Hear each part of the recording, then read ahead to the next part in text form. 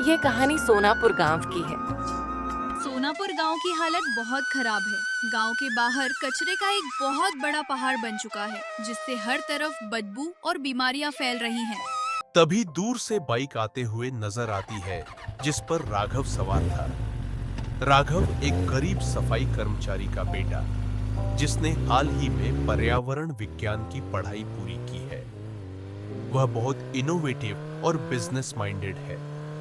राघव पढ़ाई पूरी करके पहली बार गांव आता है। राघव अपने गांव की ऐसी हालत देखकर बहुत चिंतित होता है और मन ही मन दुखी। रामू काका, जो राघव के पिताजी हैं, कचरा उठा रहे हैं। साहूकार धनीराम अपनी महंगी कार से उतरता है और उन्हें डांटता है। ए रामू, इस कचरे को मेरे घर के सामने से हटा। तुम्हारी 7 पीढ़ियां इस कचरे में सड़ गईं और तुम्हारा बेटा शहर से पढ़कर आया है, वो भी यही कचरा उठाएगा क्या? हाँ हाँ हाँ। ये बातें सुनकर राघव आता है और कहता है, साहूकार जी, पिताजी जो काम कर रहे हैं वो गांव को साफ रखने के लिए है।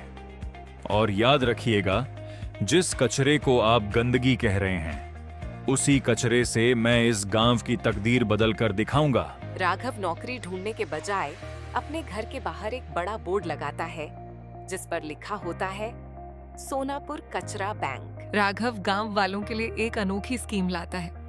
वह लोगों को समझाता है, कचरा फेंकने के बजाय उसे अलग अलग करके गीला और सूखा कचरा मेरे बैंक में जमा करें।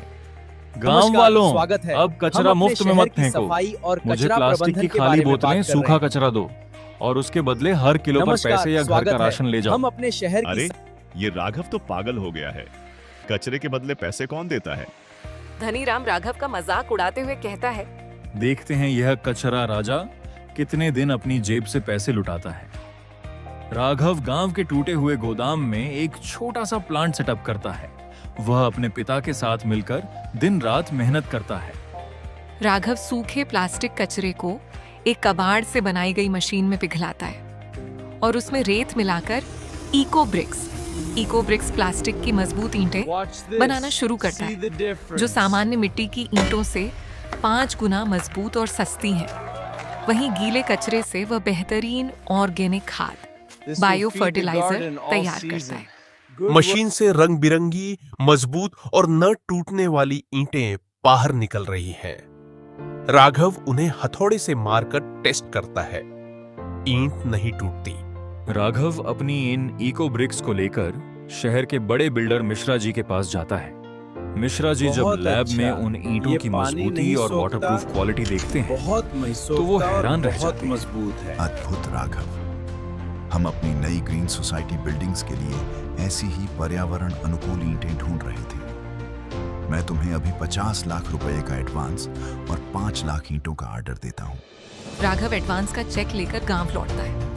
वह गांव के 50 बेरोजगार युवाओं को अपने स्टार्टअप में नौकरी पर रख लेता है। राघव की कंपनी का टर्नओवर अब 15 करोड़ रुपए को पार कर चुका है। राघव को सरकार की तरफ से young entrepreneur of the year का अवार्ड मिलता है। राघव भाषण देते हुए कहता है, कोई भी काम छोटा या बड़ा नहीं, बस आपकी सोच बड़ी होनी चाहिए। दुनिया जिसे कचरा समझकर फेंक देती है, सही ज्ञान और डिसिप्लिन से उसे भी सोना बनाया जा सकता है।